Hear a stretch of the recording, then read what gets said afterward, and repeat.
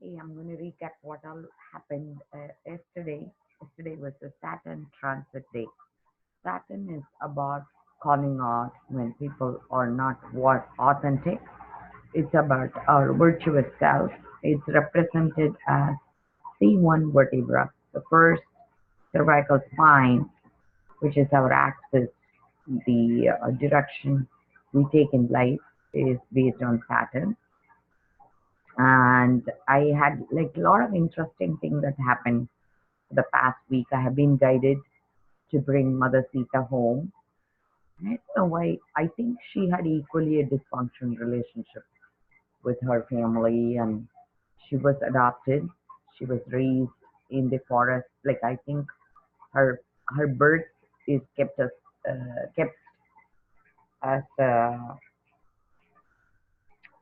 because people don't know who were her parents, and so the king of Mithila finds her, and she gets to be raised as a warrior princess. And it's a very small kingdom, so always being under attack. And her mother, there is the king's wife, who's her kind of adopted mother. Her brother, for some reason, doesn't like her, and so she has a lot of interesting childhood issues as well. So she's always expected to perform uh, to the best of her ability in her home as well.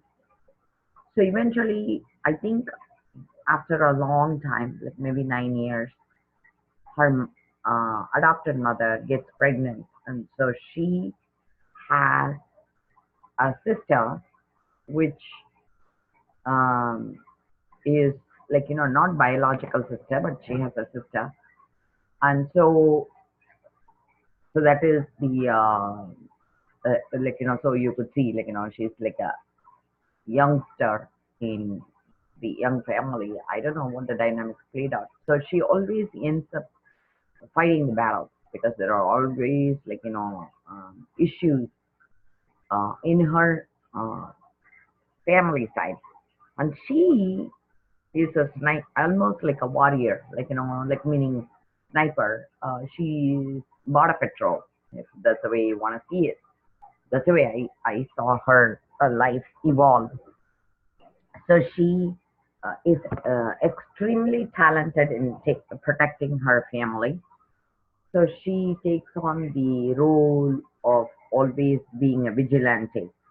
And so what happens is because she has to hide out in the campsites and stuff, she comes across all these saints who's always being tortured by demonic forces in the forest. So her goal becomes um, to create peaceful atmosphere for saints to pray in hermitage and retreat center in the forest. So she is on the lookout for the best able man who could fulfill her vision. But at the same time, her father, when he adopts her, notices even at age 5, that's when she gets rescued as a wild child of the forest, had a tremendous ability that's beyond human power to lift like a very heavy object, which was a bow and arrow made of metal, and he couldn't even hold it.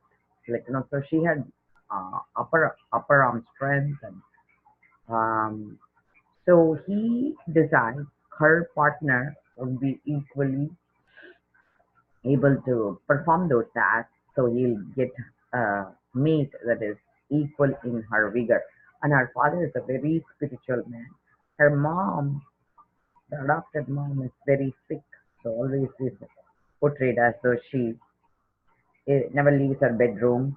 I know what her issue is, but so the brother, like I said, her uncle, who's like, you know, um, doesn't really care for her welfare. So this is the dynamic. So Ram's mission was to kill a demonic lady who was torturing some saints in the forest. So that's how he gets picked. So his teacher, Vasishta, he brings, I mean, his kingdom is ruled by that sage, and so Vishwamitra is another sage who, for his tutelage, he goes with him to the forest, and his only mission was to kill this demon and return back. That was his avataric mission. So he goes, he kills the demon, and he releases that forest from that bad influence. But then he says, "Okay, my task is done. I'm going to return back to the heavens." So the teacher says, "No, no, no, no. You're not yet completely done with me. You still need to finish schooling." So Ram ends up going on a visit with his teacher to see Sita's kingdom, and actually he has no intention of doing anything apart from visiting. But Sita falls in love with him. This is the way I saw it. And so she takes one look at him and is smitten. And he gets it. He immediately knows that she is attracted to him. And I have no idea whether he really falls in love with her or just like, he's like curious to learn more about her. So then they go into the courtyard, and that's when he realizes that she is invited a lot of kings to have, uh, like, to test their valor so she can get married. So he had no intention of participating to get married with her, but then somebody insults him, like saying he's not even invited and he's in that party. So his teacher decides to put him to the task of winning her hand. So he does end up, like, winning the competition and getting her as his wife. And so they send out an invite to his father, because all this happens without his father's knowledge. So he wants to make sure his father will approve. And his father interestingly said, "I did get the invite, but because you guys were in the forest, I wrote them a reply saying he's not available, and I'm so thrilled that he won her hand." So the father has three wives, okay? And so Ram decides to be the morally correct guy and judicially to uphold the highest value for his kingdom. So he makes a vow that he'll only be married to one lady. So he starts the first monogamous relationship, and also he follows all cosmic law and order for morality plus judicial order for his kingdom. So he establishes new rules and regulations for his kingdom. So when he returns with his wife, he has three more half brothers, and his mother's, or rather, the half brother from another mother, same father, declares that he needs to be in the forest for 14 years, and she sends him out on exile. So he goes away, and Sita follows him because she says without him she doesn't want me. And then that's when, like, he encounters so many hermitage which is tortured by different demons, and he corrects every situation. And finally, at the 13 and a half years, his wife gets abducted, and instead of, like, letting her go and say, "Okay, I'm done with her," he goes on a war to win his wife back, which is unheard of in olden days, right? And then so they come back, and when they come back, actually one of the thing his half brother does is he takes his slipper from the Ram, and the slipper rules the kingdom for 14 years. So now Ram was never not a king. So when he returns to the kingdom, a laundromat guy says, "If my wife was abducted and she lived with somebody, I would never take her back." So the wife by this time is pregnant, and so Ram now is faced with two moral issues. One moral issue is, how do I accept her back into my kingdom, knowing I have to establish certain type of a rule for my kingdom? And as a husband, how do I protect her so she's not gossiped upon? So as a king, he sends her to a campsite that's not in his kingdom under his protection. So she's still living in his kingdom. But as a husband, he kind of takes a stance that I don't want my pregnant wife to be hurt because her reputation is equally important to me. So I'm going to show the world that I'm giving the only love of my life so they can be happy. Which is kind of like what Jesus did, right? He died for us, and Ram kind of like sacrificed the only love he had so people will be happy, but people will never be happy. So, but this is where I had a problem. I was thinking, like, that he let his wife down. And there was this guy, uh, his name is Dushyant Sridhar. I really love him. So he took like a view where he says, hey, okay, when husband and wife has dispute, yes, we don't like each person's approach. But if they forgive each other and they decide to live together, who are we to say, I don't like the way they treat each other? So Sita does end up forgiving him. And so she raises her children as best as she could as a single mother, teaches all the secrets of warfare and stuff because she herself as a princess, equally a warrior. So when they turn 14, um, Ram sends out like a horse to see who is on an oppositional view with him so he can go for a war so there will be harmony. And the kids uh, pick up the fight, but meaning like they restrain the horse. You're not supposed to restrain that horse. And so they end up fighting with their own father. And so he sends out all his brothers who gets defeated by these kids and he's like surprised and then he comes to fight with them and then that's when the sage says, oh, you're fighting your own kids, don't do that. And that's when he realizes that they were his own kids and he wants them back in his family. And by this time Sita said, I'm done with this world duties. And so she says to Mother Earth where she came from to split and take her. It's almost like a Grand Canyon type of effect happens and she is drawn back to the earth. And Ram, being what a body, because he's Vishnu, he pours himself in. So they actually, in the end, are together again. So Ram's birthplace was under big dispute in India. It's called Ayodhya. That's where he was born. And the British split it um, during the time when they ruled, and they gave some part of the property to Muslims because the temple was demolished and they built a structure on top and they started calling it a mosque. So it went to the multiple courts.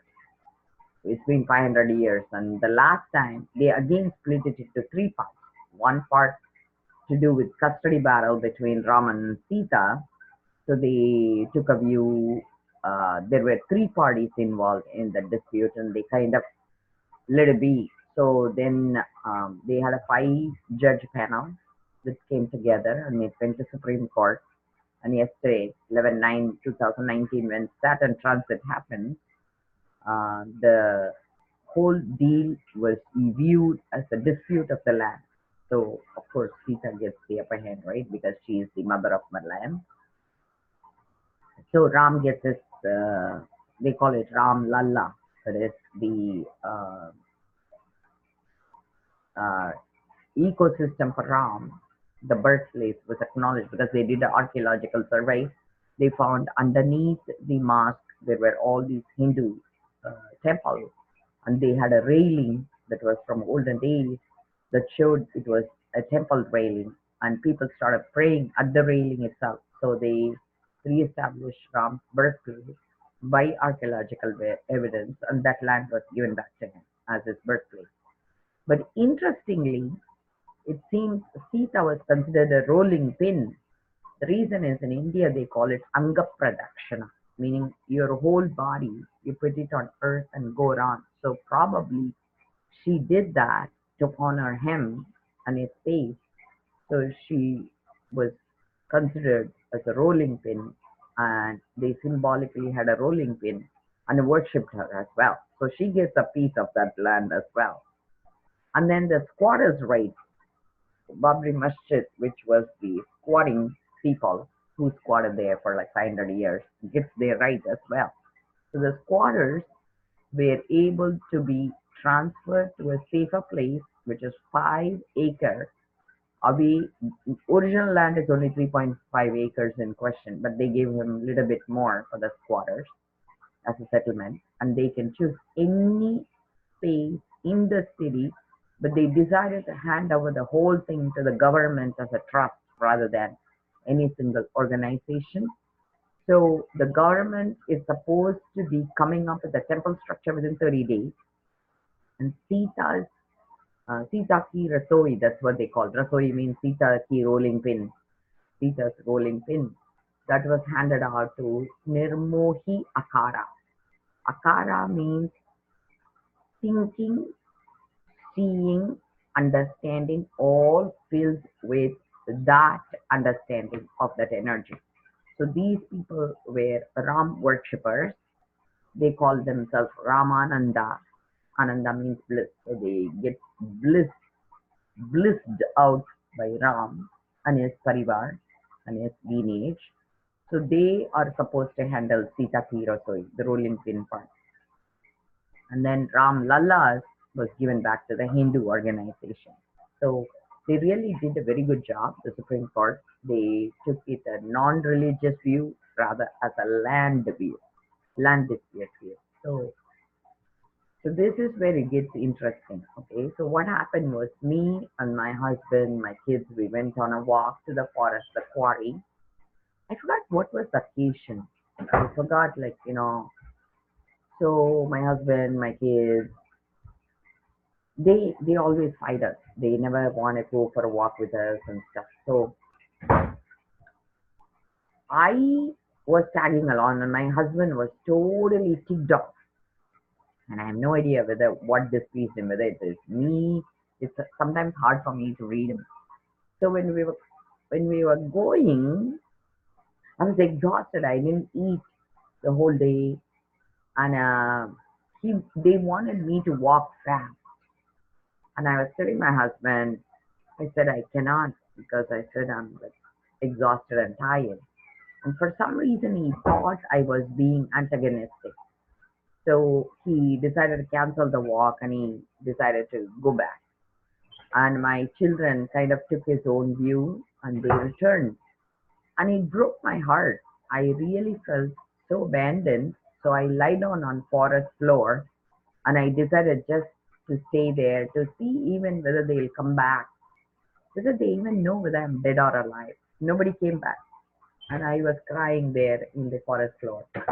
And interestingly, after an hour, I saw my youngest one came back and he noticed like I was on a, and he says, Mom, I knew you were not with us when you came back.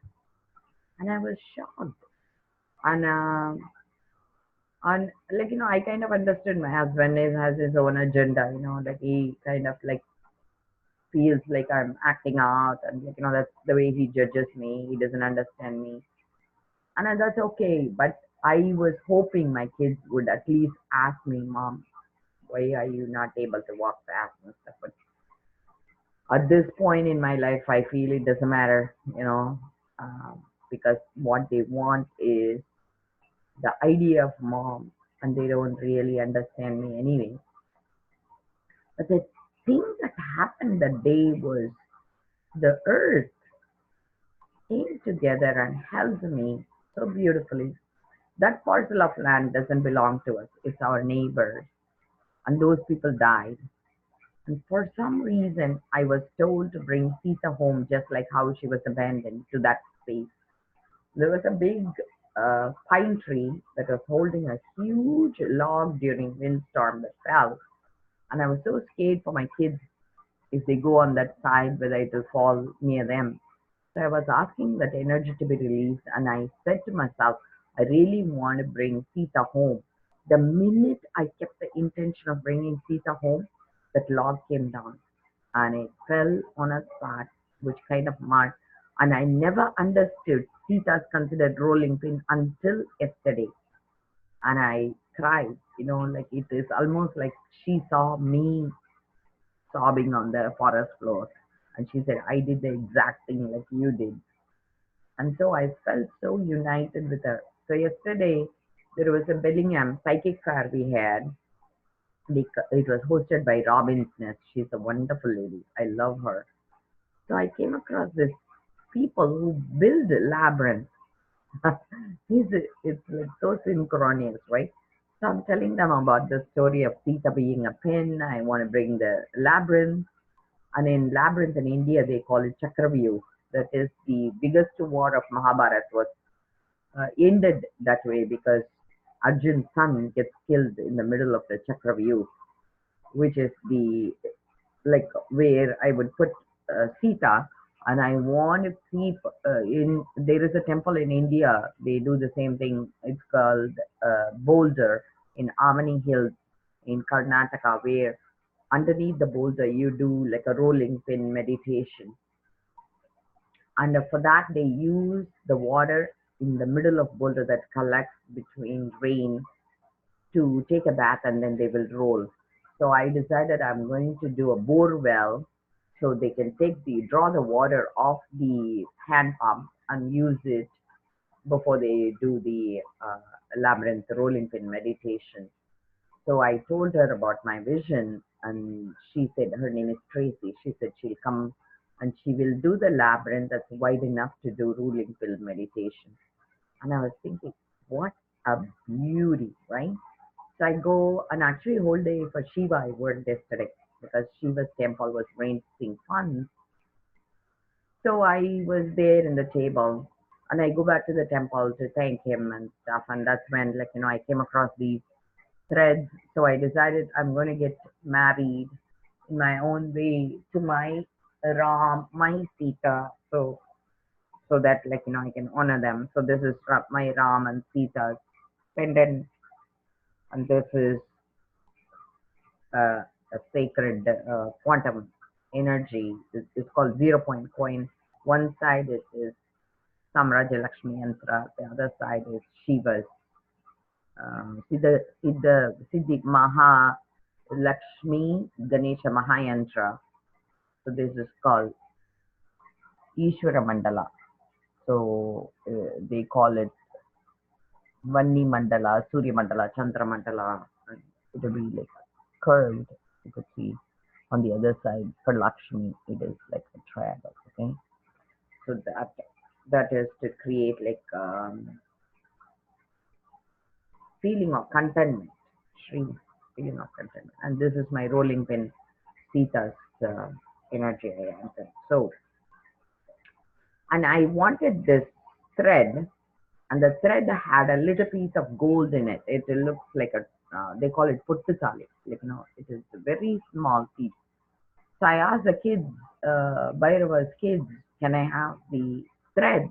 And I didn't notice the gold that time. And afterwards, I noticed the gold. So I was like, no. And they already granted me. They said, yeah, you can have it.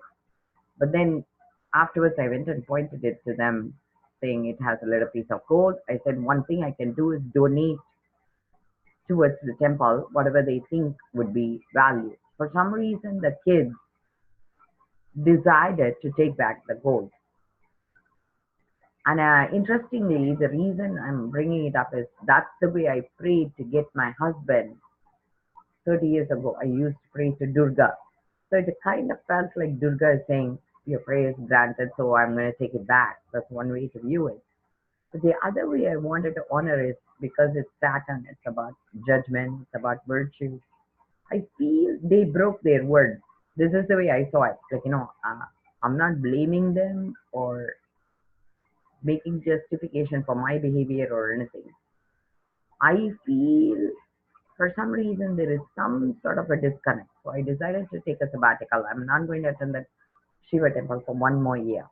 I felt until next Saturn transit because I really want to pull back and see what is it I'm rushing into that I'm not able to honor, because there is really no digression, but something went sour. It was a perfect day, and it ended up for me in a way that I felt shrunk. So that was another space. So it's just like Sita, right? Like It doesn't matter how beautiful the friendship is or the relationship is. Somehow she ends up in the forest raising her kids alone. So I wouldn't call that a perfect relationship. It's a dysfunctional relationship. But she chooses the circumstances to be happy. Same way, I'm choosing to be happy. But that doesn't mean like I'm gonna accept that space. So I thought I really wanted to, and my teacher's doing a 21-month sabbatical on becoming a manonman. That is to perfect your thinking so that you come pure with intention. So I'm going to consciously do that as well. So I understand, like, consciously what is the right way to go through this process. Anyway, so this is what I wanted to share with you guys because it is a beautiful homecoming for Sita, a beautiful retreat space for me, and a way I'm going to establish the labyrinth. And so I decided to call the labyrinth as Nityanandavana because her demonic abduction happened in Ashokavan. So they connote that with a bad place or sad place. So I want to create Anandavan. Van means forest. So Anandavana. So Nityanandavana, eternally happy forest for her as a retreat center. So Nityanandavana Sita Ashram, that will be the labyrinth, and I'm going to do Nityananda Sita Parameshwari Hindu temple. So this way it will be focused on Sita. She can bring Ram and all the other crowds, but she would be my number one. And she can create any other partnership. It doesn't matter, but I want to tell her I am committed to her for this life. So that's what evolved itself. And I wanted to share this all with you. Okay, thank you. This is Purna Kumbha.